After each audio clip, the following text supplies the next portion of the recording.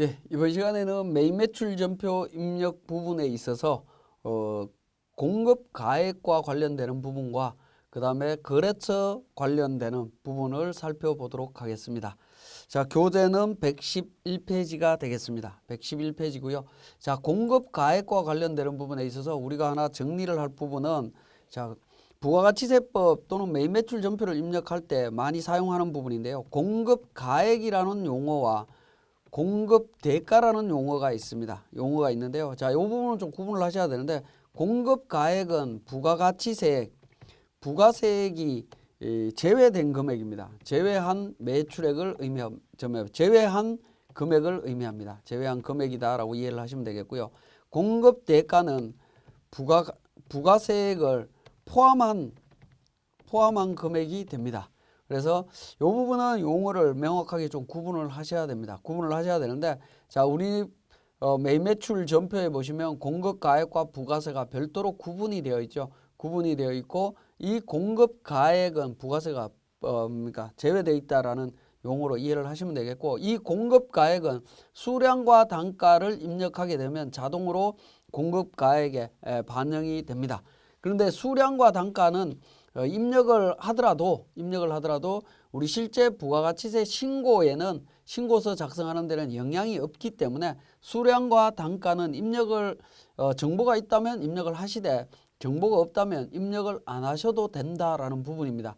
그리고 공급 가액을 정확하게 입력하시면 자동으로 부가가치세는 결정이 되는데 이 부가세는 유형에 따라서 자동으로 결정이 됩니다. 자, 하나 입력을 해보면 1월 21일 날 12번 영세율입니다. 예를 들어서 제품 부분입니다. 자, 100만원 영세율 매출이 있었습니다. 엔터를 치게 되면 공급가액을 입력하면 부가세 금액은 자동으로 빠지면서 나타나지 않으면서 거래처로 바로 넘어가도록 되어 있습니다. 자, 그 얘기는 유형에서 이미 영세율이기 때문에 부가세가 없다라는 거죠. 그런 부분들을 자동으로 계산을 해주고 있습니다. 계산을 해주고 있고요. 자, 그 다음에 또 입력을 해보겠습니다. 자, 예를 들어서 카과 17번 카과입니다. 카드 매출입니다. 카드 매출이다 라고 했을 때 금액 어떻게 할 거냐 하는 부분인데 카드 매출을 입력할 때는 공급 가액란에다가 공급 대가 즉 부가세가 포함된 금액으로 입력을 합니다. 자, 예를 들어서 100만원 했다라고 하면 100만원 입력을 하게 되면 엔터를 치게 되면 공급 가액과 부가세가 자동으로 구분돼서 정리가 되도록 되어 있습니다.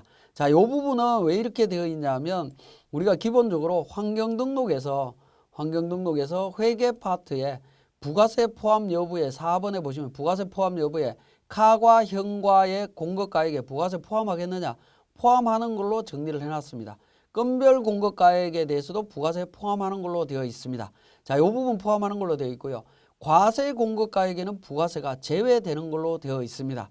자, 일반적으로 매입 매출 전표 입력할 때 과세와 관련되는 영세율이나 과세 매입 과세와 관련되는 매출과 관련해서 세금 계산서를 보게 되면 공급가액과 부가세가 별도로 분리가 되어 있기 때문에 입력할 때 공급가액만 구분해서 입력하는 게 가능합니다.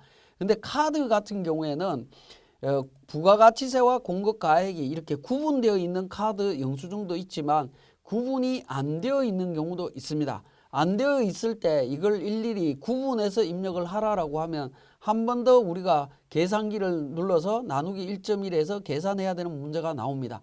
그런 문제 때문에 환경등록에서 우리는 이미 그 부분을 포함해서 입력을 하면 자동으로 부가세 금액을 구분해서 반영을 시켜주겠다라는 약속을 미리 해놓은 상태입니다. 그렇기 때문에 카드 관련되는 매출 매입 또는 그 현금 영수증 관련되는 매출 매입을 입력을 하실 때에는 부가세가 포함된 공급 대가로 입력한다라는 거, 그 부분 기억해 주시면 되겠습니다. 자, 그 다음에 공급처 관련되는 부분입니다. 자, 예를 들어서 21일 날 매출이라고 하도록 하겠습니다. 그 과세 제품 매출이고요. 금액은 500만 원입니다. 500만 원에 부가세 되어 있고요. 자, 거래처를 입력하는 부분입니다. 거래처는 코드 번호를 알면 코드 번호로 입력하시면 되겠지만 코드 번호를 모를 때에는 코드란에다가 플러스 키를 누른 다음에 공급처 명에다가 조회하는 단어를 입력을 하게 되는데, 자, 일반 전표 입력 시에 거래처를 조회할 때는 상호로 많이 조회를 했습니다. 상호로 많이 조회했지만 메인 매출 전표에서는 거래처라든가 공급처를 조회를 하실 때에는 반드시 사업자 등록번호로 조회를 해야 된다라는 겁니다. 자, 메인 매출 전표 입력에서 거래처 즉 공급처입니다. 공급처를 조회할 때 거래처 조회 시에는 반드시 사업자 등록번호로 조회를 한다. 조회를 진행한다라는 겁니다. 반드시 사업자 등록번호로 조회를 하셔야 됩니다.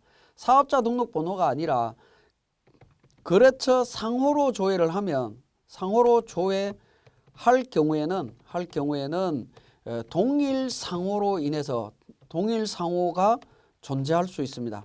존재할 수 있고, 이로 인하여 부가세 신고 시에 매출처별 또는 또는 매입처별 세금계산서 합계표 제출에 오류가 발생을 합니다. 제출에 오류가 발생을 하고요. 이 오류가 발생하면 가산세로 연결이 되도록 되어 있습니다. 가산세가 부과되기 때문에 반드시 사업자 등록번호로 조회를 하셔야 됩니다. 사업자 등록번호는 중복되지 않습니다. 중복되는 경우가 없다라는 겁니다. 없지만 상호는 동일 상호가 있을 수 있습니다. 동일 상호가 있을 수 있다라는 점입니다. 이 부분 때문에 반드시 거래처 조회할 때는 반드시 사업자 등록번호로 조회를 하셔야 됩니다. 일반 전표하고 다르다라는 겁니다. 일반 전표하고 다르기 때문에 조회를 하셔야 됩니다. 예를 들어서 미란 실업이다라고 하면 미란으로 조회를 할 것이 아니라 사업자 등록번호 입력을 합니다. 자, 사업자 등록번호를 입력을 하실 때에는 여기에 있는 슬래시를 입력을 하시든 안 하시든 그건 상관없습니다. 상관없이 10자리 숫자를 입력하게 되면 엔터를 치면 사업자 등록번호로 조회해서 자동으로 연결을 시켜주고 있습니다. 그래서 거래처를 입력을 하실 때는 반드시 사업자 등록번호로 입력을 하셔야 된다는 거 다시 한번 말씀을 드리고요. 자, 그런데 동일한 경우에 입력을 합니다. 자, 600만 원, 자, 플러스 키로 해서 사업자 등록번호 입력을 합니다. 자, 예를 들어서 자, 등록할 사업자 등록번호는 오류번호입니다. 오류번호 등록하시겠습니까? 만약에 정상적인 사업자 등록번호였다면 등록이 자동으로 될 겁니다. 예라고 누르면, 자, 동일한 사업자 등록번호로 조회를 했는데 사업자 등록번호로 조회했는데 없다면, 상호가 없다면 하단 부분에 입력하도록 나옵니다. 자, 예를 들어서 주식회사 배구실업이다라고 하겠습니다. 배구실업. 자, 대표자 김배구. 자, 제조 철물.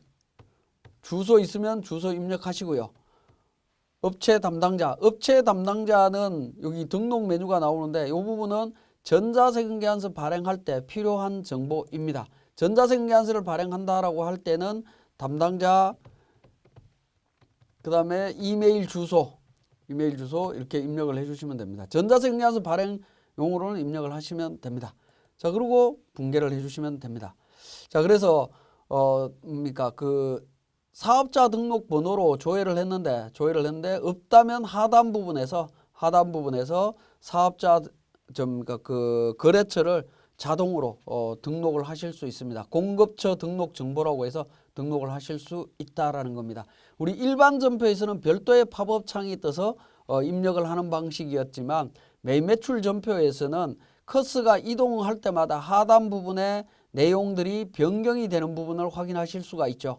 자, 이렇게 확인하실 수가 있습니다. 그리고 공급처 관련되는 부분에 있어서 추가로 등록하실 때에는 하단 부분에 공급처 등록번호를 수정하거나 등록하거나 하시면 됩니다. 자, 그런 방식으로 진행이 된다라는 거. 일반 전표하고 조금 다릅니다. 그 내용이 우리 111페이지, 112페이지 내용으로 연결이 되고 있습니다. 자, 지금까지 이제 공급 가액과 공급처 등록과 관련되는 부분 설명을 드렸습니다.